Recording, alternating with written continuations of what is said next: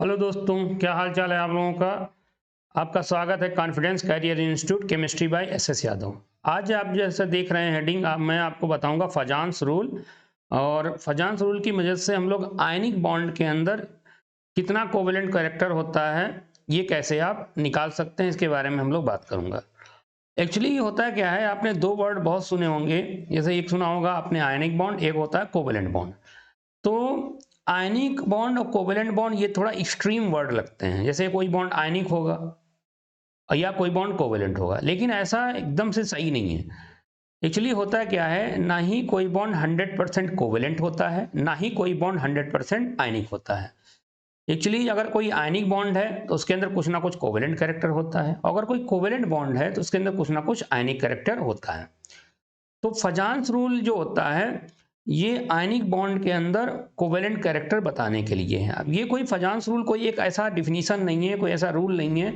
इसमें उन्होंने कई सारी छोटी छोटी बातें बताई हैं, तीन चार बातें बताई हैं फजान्स रूल के अंदर, जिससे हम आयनिक बॉन्ड के अंदर कोवेलेंट कैरेक्टर बता सकते हैं। और ऐसे भी नहीं, जैसे मान लीजिए आप कोई क्वालिटेटिव निकाल सकते हो कि हाँ इतना परसेंट कोवेलेंट कैरेक्टर होगा आयनिक बॉन्ड के अंदर, ऐसी बात नहीं है। इससे केवल आप एनालिसिस कर सकते हैं, मतलब एक कंपैरिजन कर सकते हैं कि इन दोनों में किसके अंदर क्वालिटेटिव, कि हाँ किसके अंदर कोवेलेंट कैरेक्टर ज़्यादा है। फिर आपने ये भी बातें सुनी होंगी, जैसे अगर मेल्टिंग पॉइंट की बात करें या बॉइलिंग पॉइंट की बात करें, आयनिक कंपाउंड का ज़्यादा होता है, कोवेलेंट कंपाउंड का melting point boiling point generally कम होता है। और आपने ये भी सुना होगा, जैसे मान लीजिए अगर वाटर के अंदर सॉल्युबिलिटी की बात करें तो आयनिक कंपाउंड ज़्यादा सॉल्युबल होते हैं, क्योंकि water is the polar solvent है। और ऑर्गेनिक कंपाउंड के अंदर, ऑर्गेनिक सॉल्वेंट उनके अंदर कोवेलेंट कंपाउंड ज़्यादा सॉल्युबल होते हैं। तो होता यह है कि कई सारे आयनिक कंपाउंड है, उन्हीं में से पूछ दिया है तो सब आयनिक, लेकिन इनमें किसकी सॉल्युबिलिटी ज़्यादा होगी, किसकी सॉल्युबिलिटी कम होगी, ये सारी बातें हम लोग डिस्कस करेंगे। जैसे मान लो मैं एक एग्जांपल लेता हूँ, उसके बाद आगे आगे पढ़ाना आपको शुरू करूंगा। जैसे आपको, जैसे ले लिया आपने LiCl। LiCl लिथियम क्लोराइड है। और इसके बाद एक अगला ग्रुप एल्किल मेटल में अगला मेटल आता है सोडियम, NaCl है, KCl है, और आपके RbCl है, और आपके CHCl। अब ये जो आपने पढ़ा होगा, जैसे फर्स्ट ए जो ग्रुप है, ये सबने हमने वहीं के एलिमेंट लिए हुए हैं। जैसे फर्स्ट ए ग्रुप जो आता है एल्कली मेटल का, जैसे लिथियम, लीना करे रब से फरियाद आपने सुना होगा। तो यहाँ पे लिथियम पे बेटा +1 चार्ज है, क्लोरीन पे -1, सोडियम पे +1 चार्ज, यहाँ माइनस चार्ज, यहाँ +1 यहाँ माइनस, यहाँ +1 यहाँ माइनस, यहाँ +1 यहाँ। अब क्वेश्चन पूछ दिया जाए, अगर ये पूछा जाए कि क्या ये सारे कंपाउंड आयनिक हैं, ये कोवेलेंट है, तो भैया ये सारे कंपाउंड आपके कैसे हैं, आयनिक कंपाउंड है। तो सारे कंपाउंड कैसे हैं, आयनिक कंपाउंड है। तो सारे कंपाउंड कैसे हैं, आयनिक। अब अगर मान लीजिए ये वर्ड है सारे कंपाउंड आयनिक है, कोई इसमें कोवेलेंट नहीं है, लेकिन अगर इसमें पूछ दिया जाए कि इन कंपाउंड में बताओ सबसे ज्यादा कोवेलेंट कंपाउंड कौन है, तो अब ये क्वेश्चन फंस गया कि सबसे ज्यादा कोवेलेंट कंपाउंड कौन है। अब सारे सर आप तो कहोगे सर बता रहे सारे आयनिक है, तो इसमें सबसे ज्यादा कोवेलेंट कंपाउंड कौन है। तो सबसे ज्यादा कोवेलेंट कंपाउंड अगर माने पूछ दिया जाए तो ये मोस्ट को इन कंपाउंड में से, ये जो 5 कंपाउंड लिखे हुए हैं इसमें ये मोस्ट कोवेलेंट आपका कंपाउंड है। कौन, LiCl मोस्ट कोवेलेंट। वैसे तो आयनिक है, ये आप कह सकते हो सबसे ज्यादा कोवेलेंट नेचर LiCl के अंदर होगा। और अगर पूछा जाए मोस्ट आयनिक कौन है, तो इन कंपाउंड में ये हमारा मोस्ट आयनिक हो जाएगा। तो ये सारे क्वेश्चन के आंसर आप कैसे देंगे। या इनमें अगर पूछ दिया जाए कि किसका मेल्टिंग पॉइंट सबसे ज्यादा होगा, तो जितने मोस्ट आयनिक कंपाउंड, अगर ये सारे आयनिक है लेकिन इनमें से अगर मान लीजिए पूछा जाए तो इसका मेल्टिंग पॉइंट सबसे ज्यादा होगा। ठीक है, मेल्टिंग पॉइंट सबसे ज्यादा होगा, और इसका मेल्टिंग पॉइंट, इसका हाईएस्ट होगा मेल्टिंग पॉइंट इन कंपाउंड में से।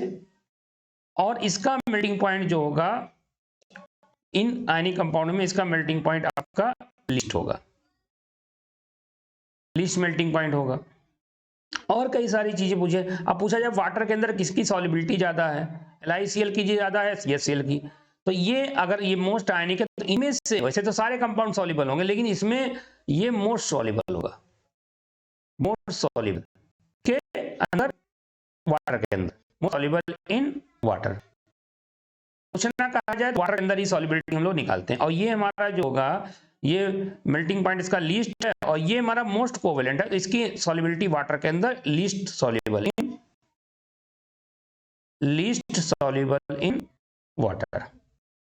अब अगर मान लीजिए पूछा जाए कि ये कोवेलेंट है, अगर पूछा जाए ऑर्गेनिक सॉल्वेंट में या नॉन पोलर सॉल्वेंट में किसकी सॉल्युबिलिटी ज्यादा होगी, जैसे कार्बन टेट्राक्लोराइड में किसकी ज्यादा सॉल्युबिलिटी होगी, तो ये आपका कोवेलेंट नेचर है, और CCl4 जो कार्बन टेट्राक्लोराइड होता है ये कोवेलेंट कंपाउंड, कोवेलेंट सॉल्वेंट है।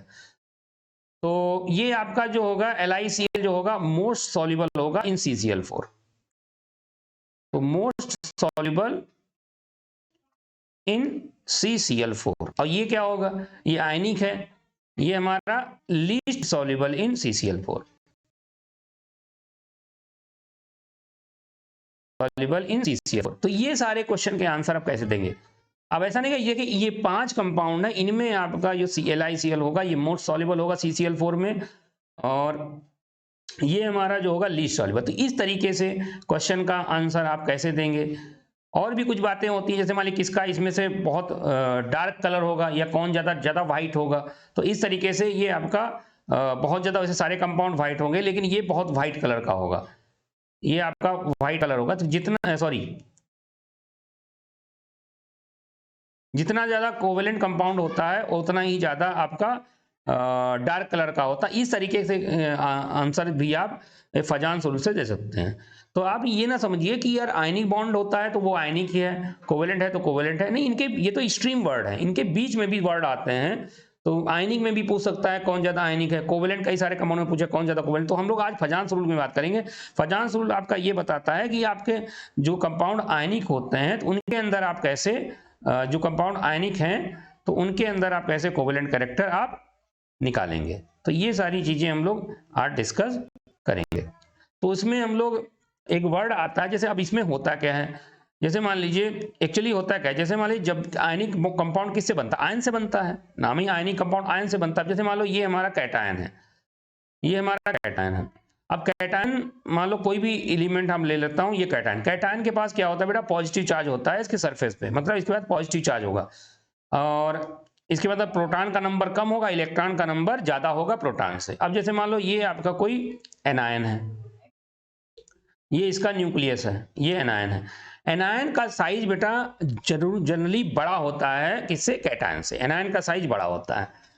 अब एक्चुअली मैं मान लेता हूं, जैसे मान लो सपोज करो ये पॉजिटिव चार्ज इस पे क्यों है, ये पूछ सकते हो। जैसे मान लो सपोज करो ये सोडियम आयन है, ये Na+ है। अब Na में कितने इलेक्ट्रॉन होते हैं, 11 इलेक्ट्रॉन 11 प्रोटॉन, लेकिन Na+ के बाद इलेक्ट्रॉन कितने होंगे, इसके बाद 10 इलेक्ट्रॉन है और आपके 11 प्रोटॉन है। तो 11 प्रोटॉन यानी नेट हमारा एक प्रोटॉन का एक्स्ट्रा है, तो एक प्रोटॉन का एक्स्ट्रा है यानी इसके ऊपर क्या है, पॉजिटिव चार्ज है। तो एक प्रोटॉन का इसके ऊपर पॉजिटिव चार्ज बढ़ा होगा। अब मान लो इसको मैं मान लो Cl- है, तो ये अगर Cl- है, अब Cl में बेटा कितना होता है, इसमें हमारे प्रोटॉन की जो न्यूट्रल Cl होता है उसमें हमारे 17 इलेक्ट्रॉन होते हैं, Cl- है, इसके 18 इलेक्ट्रॉन हो जाएंगे, और उसके बाद प्रोटॉन कितने होंगे, 17। तो इसके बाद देखो बेटा एक इलेक्ट्रॉन ज्यादा है तो इसका एक्स्ट्रा निगेटिव चार्ज होगा। तो इसका अब आपने पढ़ा होगा ऑर्बिटल, वहां पे एटॉमिक स्ट्रक्चर में ऑर्बिटल, तो इलेक्ट्रॉन जो निगेटिव चार्ज होता है क्लाउड भी मान सकते हो, जो वेव थ्योरी इलेक्ट्रॉन की नहीं उसमें बताया गया इलेक्ट्रॉन क्लाउड हो। तो इस मान लो ये इसका न्यूक्लियस है और इसके चारों पर जो एक्स्ट्रा इलेक्ट्रॉन है, एक एक्स्ट्रा इलेक्ट्रॉन है, तो वो इलेक्ट्रॉन का चार्ज इसके चारों तरफ, अब ये इसके ऊपर बटा हुआ है, ये इसके ऊपर निगेटिव चार्ज यहाँ चारों तरफ बटा हुआ है। तो ये हमारा एनायन कैसा है, स्फेरिकल शेप में है, ये स्फेरिकल है, यानी स्फेरिकल है, और ये मोस्ट अभी सिमेट्रिकल है, सिमेट्रिकल है। अभी मान लो ये जो कैटायन है और एनायन है एक दूसरे से इनफाइनाइट दूर पे हैं, एक दूसरे पे कोई अट्रैक्शन रिपल्सन कुछ नहीं लग रहा है, अभी ये एक दूसरे से दूर दूर है। लेकिन अगर ये दोनों पास पास आएंगे, बॉन्ड बनाने की कोशिश करेंगे, ये दोनों पास पास आएंगे, जब इनके बीच बॉन्ड बनेगा तो बॉन्ड बनने पे होगा क्या, अब जानते हो, इसके बाद निगेटिव चार्ज होगा। एक बहुत इंटरेस्टिंग बात बताने जा रहा हूं, हमेशा जो होता है जो निगेटिव चार्ज मूव करता है, तो निगेटिव, अब क्योंकि निगेटिव चार्ज क्यों होता है, क्यों, इलेक्ट्रॉन का मास निग्लिजिबल होता है और प्रोटॉन का मास बहुत ज्यादा होता है, ये न्यूक्लियस के अंदर रहेगा तो ये अंदर ही रहेगा, लेकिन इसका निगेटिव चार्ज जो एक इलेक्ट्रॉन का इसके पास निगेटिव इलेक्ट्रॉन है, यानी इसको आप कह सकते हो 17+1 इलेक्ट्रॉन जो है ये एक इलेक्ट्रॉन एक्स्ट्रा है, इसका निगेटिव चार्ज के चारों तरफ फैला होगा, और इसके ऊपर एक प्रोटॉन एक्स्ट्रा है, तो एक प्रोटॉन एक्स्ट्रा है, 10 प्रोटॉन इसको 10 इलेक्ट्रॉन को न्यूट्रलाइज करने में चले गए, लेकिन तब भी एक प्रोटॉन बचेगा, तो वो प्रोटॉन क्या करेगा, उसकी वजह से इस पे अट्रैक्शन लगेगा, ये इसको अट्रैक्ट करेगा। अब होगा क्या, इसकी वजह से अट्रैक्शन, एक तो देखो दो काम यहाँ पे होंगे, इसका न्यूक्लियस आपस में रिपेल करेंगे, और इसका जो पॉजिटिव चार्ज, एक प्रोटॉन का जो एक्स्ट्रा पॉजिटिव चार्ज है वो उसके इलेक्ट्रॉनों को अट्रैक्ट करेगा। अब इसकी वजह से होगा क्या, इसकी वजह से देखो कैटायन पे तो कोई फर्क नहीं पड़ेगा, इसमें ऑलरेडी ये चारों इलेक्ट्रॉन है, और ये उस पे तो कोई फर्क नहीं पड़ेगा, कैटायन का साइज छोटा होता है, उस पर कोई फर्क नहीं पड़ेगा।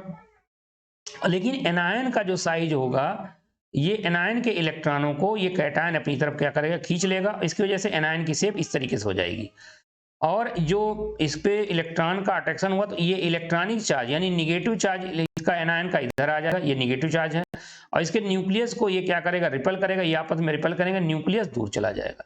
अब बताओ, न्यूक्लियस दूर चला, अब बताओ बेटा कोवेलेंट बॉन्ड क्या होता है। कोवेलेंट बॉन्ड आप कैसे बनाते हो जानते हो, जैसे आपका जब भी कोई दो कोवेलेंट बॉन्ड बनते हैं, जैसे ए और बी आपस में कोवेलेंट बॉन्ड बना, ए ने अपना इलेक्ट्रॉन रखा, यहाँ बी में इलेक्ट्रॉन अपना रखा, ये शेयरिंग कर दी, और इलेक्ट्रॉन ये शेयरिंग हो गई, और ये इसने ऐसे शेयरिंग कर ली, और शेयरिंग आप जानते हो जैसे ए बी के बीच में ये बॉन्ड बन गया, यानी अगर इलेक्ट्रॉन तो एटम के बीच में रखे हुए बॉन्डिंग इलेक्ट्रॉन, तो इसके मतलब कैसा है, कोवेलेंट कैरेक्टर डेवलप हो गया। वही तो यहाँ हो रहा है, देखिए यहाँ पे पॉजिटिव चार्ज और यहाँ पे पॉजिटिव चार्ज, और बीच इन दोनों एटम्स के या आयंस के बीच में ये नेगेटिव चार्ज आ रहा है, इलेक्ट्रॉन का चार्ज, तो ये क्या है, ये एक तरीके का कोवेलेंट कैरेक्टर डेवलप हो रहा है, दो न्यूक्लियस के बीच में निगेटिव चार्ज गया इलेक्ट्रॉन का, तो ये क्या है, ये कोवेलेंट कैरेक्टर डेवलप हो गया, तो कोवेलेंट कैरेक्टर ये डेवलप हो गया। अब इस एनायन जो शेप सिमेट्रिकल थी, ये जैसा था वैसा, ये एनायन हमारा कैसा हो गया, पोलराइज हो गया,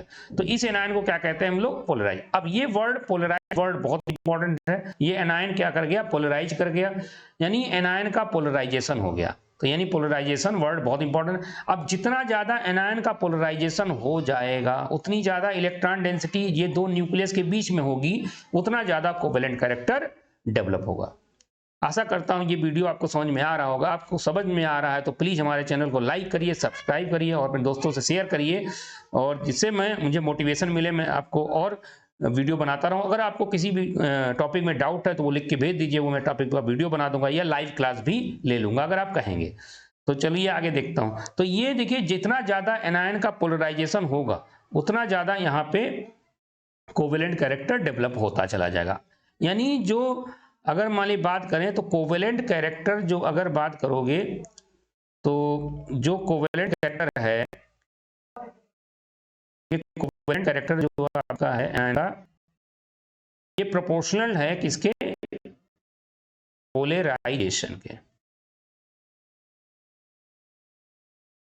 पोलराइजेशन ऑफ एनायन। जितना ज्यादा एनायन का पोलराइजेशन होगा, जितना ज्यादा एनायन के इलेक्ट्रॉन कैटायन अपनी तरफ खींच लेगा, उतना ज्यादा बीच में दो न्यूक्लियस के बीच में चार्ज आएगा, उतना ज्यादा आपका कोवेलेंट कैरेक्टर डेवलप हो जाएगा। जितना ज्यादा एनायन का पोलराइजेशन, एनायन का जितना ज्यादा पोलराइजेशन होगा, उतना ज्यादा कोवेलेंट कैरेक्टर डेवलप हो जाएगा।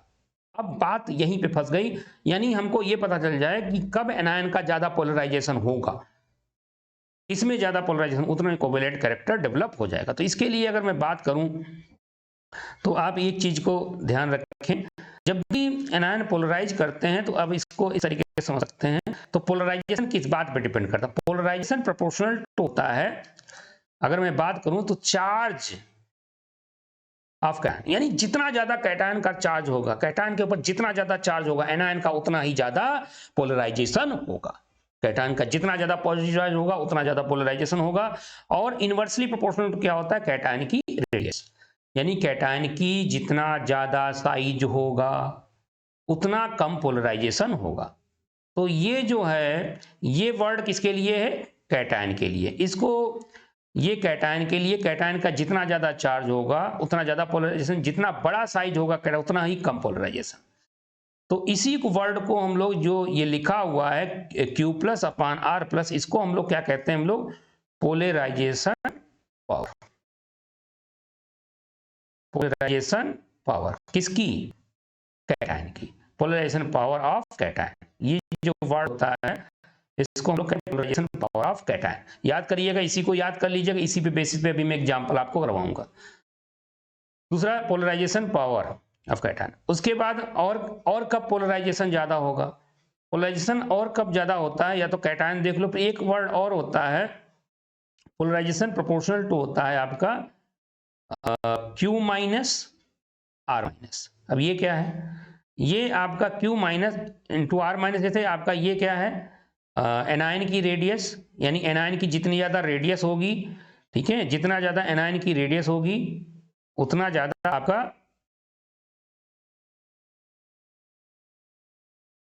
पोलराइजेशन होगा, जितना ज्यादा एनायन की रेडियस होगी और जितना ज्यादा चार्ज होगा। तो ये क्या है? चार्ज ऑफ एनायन, और ये क्या है आपका? ये चार्ज ऑफ एनायन, यानी जितना ज्यादा आपका एनायन का चार्ज होगा उतना ज्यादा कोवलेंट। और ये क्या है बेटा? रेडियस ऑफ एनायन या size of anion, radius of anion, या आप कह सकते हो साइज ऑफ एनायन को ये रिप्रेजेंट कर रहा है, यानी एनायन का साइज को। अब यहां तक इतना चीजें आपको ये क्लियर, मेन बातें थी इसको क्लियर हो गई होंगी। तो एक तो ये चीजें थी, इनको आप ध्यान दीजिएगा। तो जितना ज्यादा ये चीजें होंगी उतना ज्यादा कोवेलेंट कैरेक्टर डेवलप होता, तो इसको आप थोड़ा ध्यान दीजिए। तो इतनी चीजें हो गई, एक बार फिर मैं समअप करता हूं, फिर आपको एग्जांपल कराता हूं आपको। तो आप जरा ध्यान दीजिए, जैसे अभी तक मैंने क्या क्या चीजें बताई हैं।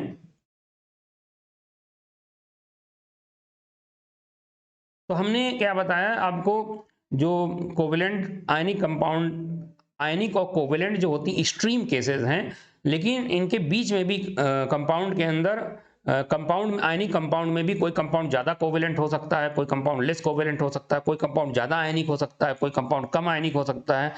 तो आयनिक कंपाउंड के अंदर इन वर्ड का आंसर हम लोग किससे देंगे? फजांस रूल के अंदर। या आयनिक कंपाउंड में किसी कंपाउंड का मेल्टिंग पॉइंट कम है, किसी कंपाउंड का मेल्टिंग पॉइंट ज्यादा है, किसी की सॉल्युबिलिटी ज्यादा है, किसी की सॉल्युबिलिटी कम है, ये सारे आंसर हम लोग फजांस रूल की बेसिस पे देंगे। ये सारी चीजें मैंने बता दी।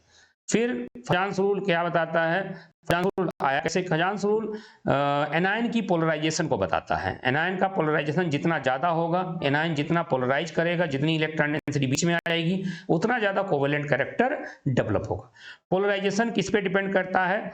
याद रखिए, पोलराइजेशन डिपेंड करता है नंबर 1 कैटायन के चार्ज पे। आप याद रखिए, नंबर 1 कैटायन के चार्ज पे। कैटायन का चार्ज जितना ज्यादा होगा, एनायन का पोलराइजेशन उतना ज्यादा होगा। फिर दूसरा, कैटायन का अगर चार्ज सेम है कई सारे कैटायन पे, तो उसकी रेडियस देख लीजिएगा। कैटायन की जितनी कम रेडियस होगी, पोलराइजेशन उतना ही ज्यादा होगा, यानी Q प्लस उतना ही Q plus upon R plus को हम लोग क्या कहते हैं? डेंसिटी कहते हैं, चार्ज डेंसिटी। दोनों को मिला के हम लोग क्या कहते हैं? Charge density. किसी किसी में इसको हम लोग क्या कहते हैं? आयनिक पोटेंशियल। क्या कहते हैं इसको? आयनिक पोटेंशियल। इसको आयनिक पोटेंशियल कहते हैं, खैर नहीं है, लेकिन तब भी आप इसको ध्यान रखें। तो जितना ज्यादा कैटायन का चार्ज होगा और जितना छोटा कैटायन होगा, उतना ज्यादा पोलराइजेशन ऑफ एनायन होगा, और जितना ज्यादा पोलराइजेशन होगा, यानी एनायन की इलेक्ट्रॉन डेंसिटी कैटायन अपनी तरफ खींच लेगा, यानी दोनों न्यूक्लियस के बीच में आ जाएगी, उतना ज्यादा कोवेलेंट कैरेक्टर डेवलप हो जाएगा। तो ये चीजें समझ में आ गई होंगी। और उसके बाद हम लोग आगे बढ़ते हैं, फिर एनायन की बात करें। एनायन के बारे में याद रखो, एनायन का जितना ज्यादा चार्ज, जितना ज्यादा एनायन का चार्ज होगा, उतना ज्यादा पोलराइजेशन होगा, उतना ज्यादा कंपाउंड के अंदर कोवेलेंट कैरेक्टर डेवलप हो जाएगा। एनायन का जितना ज्यादा बड़ा साइज होगा, उसमें कोवेलेंट कैरेक्टर उतना ही ज्यादा एनायन का पोलराइजेशन हो जाएगा। और इन दोनों को मिला के हम लोग क्या कहते हैं? इसको कहते हैं एनायन की पोलराइबिलिटी। यानी जिस एनायन का साइज बड़ा है और जितना ज्यादा उस पर निगेटिव चार्ज है, उतना इजीली वो पोलराइज कर जाएगा, पोलराइजेबिलिटी, तो उतना ज्यादा एनायन पोलराइज कर जाएगा। तो ये दो वर्ड थे। कैटायन कैसा होना चाहिए तब ज्यादा कोवेलेंट कैरेक्टर होगा, एनायन कैसा होना चाहिए तब कोवेलेंट कैरेक्टर ज्यादा होगा। तो ये तो वर्ड क्लियर हो गए। एक थर्ड वर्ड और होता है, जैसे कैटायन का एक केस और है, तो उसमें ये देखा जाता है, जैसे अगर कई सारे, अगर कैटायन का चार्ज भी सेम है, साइज भी सेम है, तब क्या करें? तो एक दो केस ऐसे हैं, उनके बारे में हम लोग डिस्कस कर लूँ, अक्सर पूछा जाता है। एक दो केस डिस्कस कर, जैसे एक होता है, जैसे मान लो अगर Na प्लस देखा गया है, Na प्लस और Cu प्लस, ठीक है, Na+Cu+, इनका देखा जाता है, इन दोनों में इन दोनों आयन का प्रैक्टिकली देखा गया साइज भी सेम है, ठीक है, और चार्ज तो देख रहे हो दोनों पे +1+1 नेट चार्ज है, साइज भी सेम और चार्ज भी सेम है। तो दोनों पे चार्ज और साइज दोनों अगर सेम हो जाएं, अब कैसे बताओगे किसकी पोलराइजेशन पावर ज्यादा है या कौन एनायन को ज्यादा पोलराइज करेगा? तो उसके लिए हम लोग ये देखते हैं मेरे लाल, जो डी ब्लॉक के जो कैटायन होते हैं उनका पोलराइजेशन पावर ज्यादा होता है then alkali and alkaline earth metal. तो ये पॉइंट याद रखिएगा। या ऐसे कैटायन जिनकी आउटर मोस्ट शेल में n-1 n मतलब 1 to 10 और ns0 इलेक्ट्रॉन होते हैं, उनकी पोलराइजेशन पावर ज्यादा होती है देन इनकी पोलराइजेशन पावर ज्यादा होती है देन वो कैटायन जिनका NH2Np6 इलेक्ट्रॉनिक कॉन्फिगरेशन होता है आउटर मोस्ट शेल का, तो इनकी पोलराइजेशन पावर ज्यादा होगी इससे। तो ये चीज को आप ध्यान रखिएगा। जैसे मान लो आप जानते हो Na का जो इलेक्ट्रॉनिक कॉन्फिगरेशन बनाओगे तो हीलियम और 2s2 2p6 निकल के आएगा, और इसका अगर बनाओगे तो इसका Cu+ का बनाओगे तो आप जानते हो इसका निकल के आएगा नियान 3d10 नियान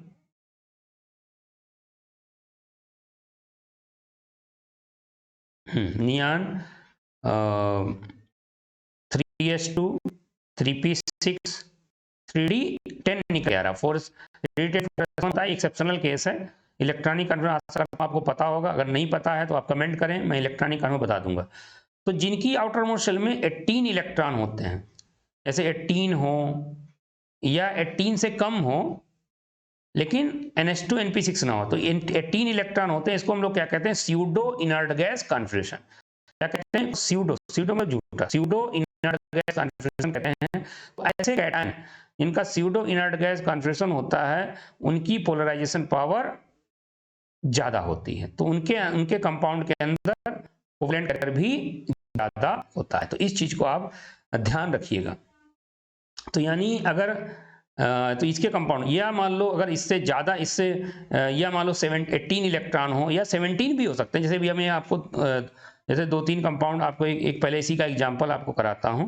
जैसे मान लो अगर आपसे पूछ दिया जाए NaCl, CuCl और CuCl2, तो सबसे ज्यादा कोवेलेंट कौन होगा? तो देखो इसमें +1, इसमें इन दोनों में चार्ज सेम है, तो इसमें इसके अंदर स्यूडो इनर्ट गैस कॉन्फिगरेशन है। इसकी आउटर मोस्ट शेल में 3 इलेक्ट्रॉन है, इसकी आउटर मोस्ट शेल में 8 इलेक्ट्रॉन है, इसकी पोलराइजेशन पावर ज्यादा होगी, इसका कोवेलेंट कैरेक्टर ज्यादा होगा। लेकिन यहाँ तो Cu2+ है, इसमें Cu2+ है, यहाँ -1 चार्ज है। याद रखिए Cl के नंबर से कोई फर्क नहीं पड़ता है। तो यहाँ पे Cu पे +2 चार्ज है, तो यहाँ तो चार्ज ही ज्यादा है, तो इसके अंदर कोवेलेंट कैरेक्टर सबसे ज्यादा होगा। जब साइज और चार्ज सेम हो जाएं तब हम लोग ये स्यूडो इनर्ट गैस कॉन्फिगरेशन देंगे। वैसे आप याद रखिएगा डी ब्लॉक के मेटल आयन जो होंगे उनकी पोलराइजिंग पावर ज्यादा होती है, तो उनके कंपाउंड में कोवेलेंट कैरेक्टर ज्यादा होगा। तो ये आपका कोवेलेंट कैरेक्टर का आर्डर होगा। तो अगर मेल्टिंग पॉइंट पूछे, सबसे ज्यादा मेल्टिंग पॉइंट इसका होगा, इसका मेल्टिंग पॉइंट सबसे कम होगा, और कोवेलेंट ये मोस्ट कोवेलेंट हो जाएगा इन कंपाउंड में। तो ये चीज याद रखिएगा, ये हमारा लीस्ट कोवेलेंट, इसका लीस्ट मेल्टिंग पॉइंट, इसका हाईएस्ट मेल्टिंग पॉइंट। तो ये तरीके, तो हमने सारी चीजें बता दी। तो अब हम लोग एक एक करके एग्जांपल देखते हैं। तो आपको फिर एक बार रिमाइंड, इतनी चीजों को अगर आपको नहीं पता है तो आप वीडियो पॉज करके इतनी चीजों को अगर याद कर लीजिए, समझ लिए, तभी आपको आगे के एग्जाम्पल समझ में आएंगे। तो एक एक मैं एग्जाम्पल आपको लेना शुरू करता हूं। कैसे आप बताएंगे? जैसे मान लो मैं यही ले रहा हूं, जैसे मान लो पहले कैटायन का मैं साइज से एक्सप्लेन करता हूं। जैसे LiCl है, NaCl है, KCl है, RbCl है और CaCl है। अगर आप बात करें तो देखो Cl तो कॉमन है, Cl को हटाओ, हम लोग कैटायन देखेंगे। तो यहाँ पे +1 चार्ज तो सेम है। अब जब चार्ज सेम है तो क्या देखेंगे आप? साइज। क्या देखेंगे? साइज। तो इसमें देखो बेटा Li+ का साइज छोटा है, तो हमने क्या बताया? Q+/R+। तो चार्ज तो सेम है, तो पोलराइजेशन प्रोपोर्शनल टू क्या है? पोलराइजेशन प्रोपोर्शनल में बताया Q+/R+। देख रहे हो इन सब में Q प्लस तो सेम है, यानी पोलराइजेशन इनवर्सली प्रोपोर्शनल होगा R प्लस, यानी R प्लस जिसका छोटा होगा उसमें पोलराइजेशन सबसे ज्यादा होगा, यानी Li प्लस का साइज सबसे छोटा है तो इसका पोलराइजेशन सबसे ज्यादा होगा। तो Li प्लस इसके क्लोराइड आयन के इलेक्ट्रॉनों को अपनी तरफ तेजी से खींच लेगा, तो सबसे ज्यादा कोवेलेंट कंपाउंड कौन हो जाएगा, ये। तो ये आशा करता हूँ ये समझ में। अगर तो ये तो हमने क्या दिया, कैटायन का एक हमने उसका एग्जाम्पल करवा दिया, किसका, पहला जो पॉइंट था Q प्लस अपान R प्लस, इस पे करवा दिया। यानी कैटायन का साइज जब चार्ज सेम हो कई सारे कैटायन पे, तो उसमें क्या करेंगे हम लोग, साइज देखेंगे। साइज जिसका छोटा होगा उसमें पोलराइजेशन ज्यादा हो, उसके अंदर कोवेलेंट कैरेक्टर ज्यादा होगा। चलिए एक और एग्जाम्पल हम लोग लेते हैं।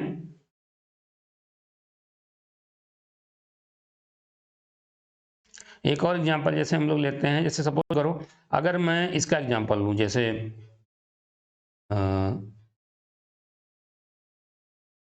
जैसे मैं सपोज करो Na2O, MgO, Al2O3 और SiO2, ऐसे मैं आपको एग्जाम्पल ले लेता हूं। अब यहां पे अगर आप देखोगे तो यहां कैटायन पे +1 चार्ज है, यहाँ Mg पे +2 चार्ज होगा, Al पे +3 चार्ज होता है, और यहाँ पे Si पे +4 चार्ज होगा। अब बताओ मेरे लाल, यहाँ तो चार्ज वेरी कर रहा है, तो जब चार्ज और साइज में अगर आप फंस जाओ तो चार्ज डोमिनेटिंग फैक्टर होता है, तो आप चार्ज की बेसिस पे कोवेलेंट कैरेक्टर देखें। अभी आपने देखा polarisation proportional to charge upon size, तो अगर देखा जाए तो चार्ज कैटायन का इसमें ज्यादा है, तो इसके अंदर कोवेलेंट कैरेक्टर ज्यादा है। इसका मेल्टिंग पॉइंट सबसे कम, इसका मेल्टिंग पॉइंट सबसे ज्यादा, वाटर में इसकी सॉल्युबिलिटी सबसे ज्यादा, इसकी सॉल्युबिलिटी सबसे कम, तो इसका मेल्टिंग, इसका बॉइलिंग पॉइंट कम, इसका बॉइलिंग पॉइंट सबसे ज्यादा। ये सारी चीजें आपको क्लियर हो रही होंगी, तो ये हमने देख लिया। फिर अगर मैं एनायन की बात करूं, तो एनायन में जैसे मान लीजिए एग्जांपल लेता हूं, जैसे LiCl, LiBr, LiI, अगर और मान लो LiF, ये ले लिया। अब बताओ इन सब में तो कैटायन सेम है।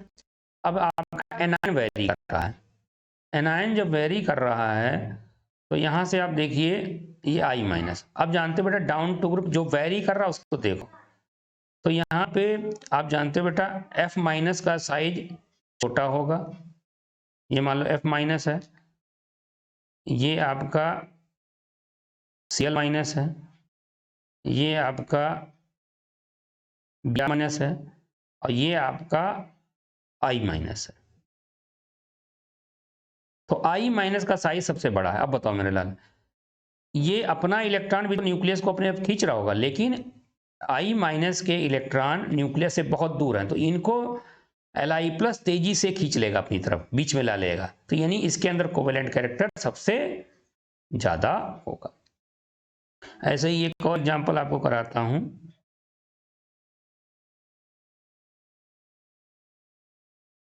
जैसे मान लो AgF, AgCl, AgBr और AgI। अगर मैं देखूं तो Ag तो सेम है, यहाँ F-, यहाँ Cl-, यहाँ Br-, यहाँ I-। अब बताओ मेरे लाल, Ag+ क्या करेगा, I- के इलेक्ट्रॉनों को, क्योंकि I- का साइज सबसे तेजी से खींच लेगा, ये सबसे ज्यादा कोवेलेंट कौन होगा, AgI। और हमने बताया था जैसे कोवेलेंट कैरेक्टर जो होता है, जितना ज्यादा कोवेलेंट कैरेक्टर होगा आयनिक कंपाउंड के अंदर, यानी कोवेलेंट कैरेक्टर जितना ज्यादा होगा आयनिक कंपाउंड, वो कलर के प्रोपोर्शनल होता है, कलर डार्क कलर होता जाएगा, मतलब कलर उतना ज्यादा डार्क होता चला जाएगा। तो AgI जानते हो बेटा आपका डार्क येलो कलर का होता है,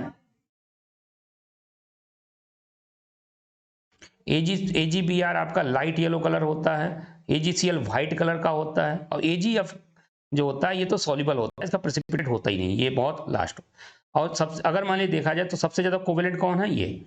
और अगर पानी के अंदर सॉल्युबिलिटी की बात करें तो AgI देखा होगा, AgI का डार्क येलो PPT होता है, इसका लाइट येलो, तो AgI की सॉल्युबिलिटी कम है, तो ये सबसे ज्यादा पानी के अंदर सॉल्युबल होगा, ये आपका मोस्ट सॉल्युबल होगा क्योंकि ये मोस्ट आयनिक है, और ये हमारा जो होगा लीस्ट सॉल्युबल होगा।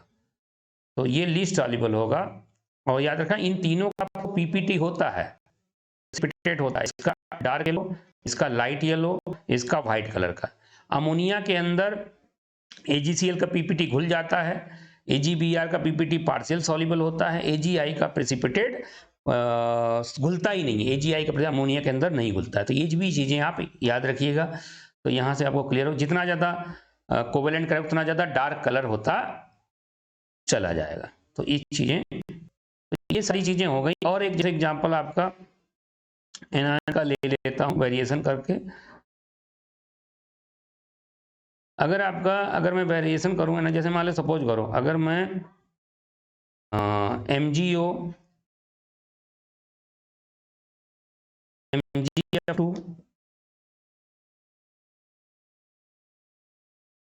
Mg2N3, अब ये कंपाउंड ले लिया। अब देखो बेटा यहाँ पे कैटायन तो सब में सेम है, देखिए यहाँ पे F पे -1 चार्ज, यहाँ इस पे 2 चार्ज, यहाँ इस पे 3 चार्ज। अब जानते हो बेटा जितना चार्ज एनायन का ज्यादा होता है उसका साइज उतना बड़ा होता है। तो N इसका नाइट्राइड आयन का जो N3- है इसका साइज बेटा बहुत बड़ा होगा, और इसके न्यूक्लियस से इसके इलेक्ट्रॉन बहुत दूर होंगे, और इसका जो साइज होगा इससे तो छोटा ही होगा, और इसका F- का साइज बहुत ही छोटा होगा। इसके इलेक्ट्रॉनों को मैग्नीशियम अपनी तरफ खींच नहीं पाएगा, जबकि इसके इलेक्ट्रॉन को खींच लेगा। तो सबसे ज्यादा कोवेलेंट कैरेक्टर किसके अंदर होगा? Mg2N3 के अंदर। इसका मेल्टिंग पॉइंट सबसे कम, इसका मेल्टिंग पॉइंट सबसे ज्यादा। ठीक है, तो इसकी पानी के अंदर सॉल्युबिलिटी सबसे कम, इसकी सॉल्युबिलिटी सबसे ज्यादा। तो इस तरीके से मैंने कोशिश की है अधिक से अधिक बातें आपको एक्सप्लेन कर सकूं, जो हमारे आपके NCERT के जो सिलेबस में है उनकी बातें हमने बता दी हैं। कुछ और एक दो केस होते हैं ये भी देख लीजिए, लेकिन वहां से जैसे मान लो, और जैसे मान लीजिए जितने भी, जैसे मान लो अगर मान लो D ब्लॉक का आयन है तो उसमें आप स्यूडो इनर्ट गैस वाला, या जैसे एक और एग्जांपल आपको करा देता हूँ लास्ट चलते चलते। जैसे मान लो अगर CaCl2 है, FeCl2 है और FeCl3 है, इनमें देखो, इसमें देखो 2 यूनिट चार्ज, इसमें भी 2 यूनिट चार्ज, इसमें 3 यूनिट चार्ज, तो इन दोनों में फंस गया। लेकिन ये D ब्लॉक का है, D ब्लॉक के मेटल आयन का पोलराइजेशन पावर ज्यादा होता है एल्कलाइन, और ये एल्कलाइन अर्थ मेटल है, तो इसमें कोवेलेंट कैरेक्टर ज्यादा होगा, इसमें तो चार्ज ज्यादा है तो इसमें कोवेलेंट कैरेक्टर ज्यादा होगा। तो आशा करता हूँ ये वीडियो आपको समझ में आया होगा। अगर जहाँ पे समझ में नहीं है, जहाँ पे कोई कमी हो गई, तो उसको आप कमेंट करके हमको बताएं, मैं उस कमी को आपको दूर करूंगा। और हमारे साथ जुड़े रहिए। अगर आपको ये चैनल समझ में आ रहा है तो इसको सब्सक्राइब करिए, दोस्तों शेयर करिए, और अगर आप लाइव चाहेंगे तो मैं लाइव आऊँगा। ठीक है, तो आपको थैंक्स फॉर वॉचिंग।